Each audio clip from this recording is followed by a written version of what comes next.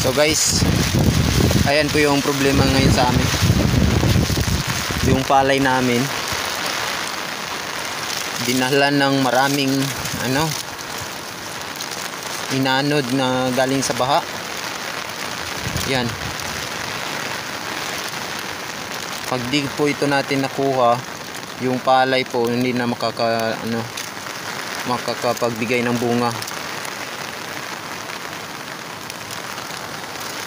Ayan po kasi napakalakas po yung galing sa may sapa. Ayan.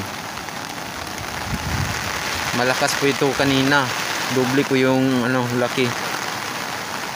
Kaya marami talagang inanod patungo po dito sa palay namin.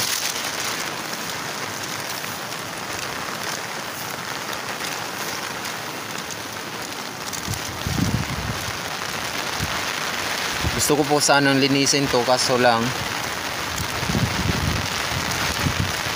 umuulan pa rin.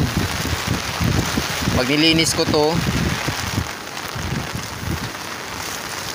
posibleng may aanurin na naman ulit. Siguro hihintayin ko na lang na titila yung ulan.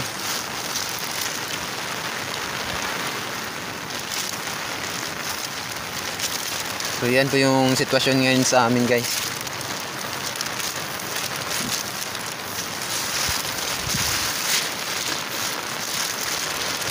Okay pa nga tong sa amin kasi may chance pang ito guys. Pag dito kung di lang to sumabit dito, malamang nasa palay na namin to. Ayan.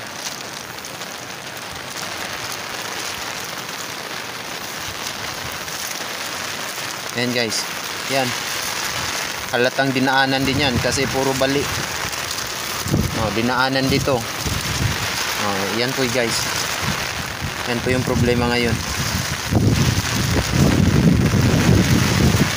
Pag nilinis ko to, posible din namang palitan ng bago.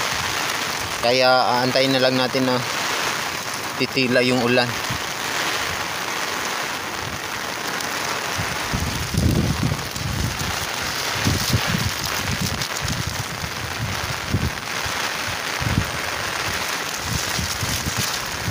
Bagong linis ko pa naman yung pilapil nito. Ayan po yung pilapil.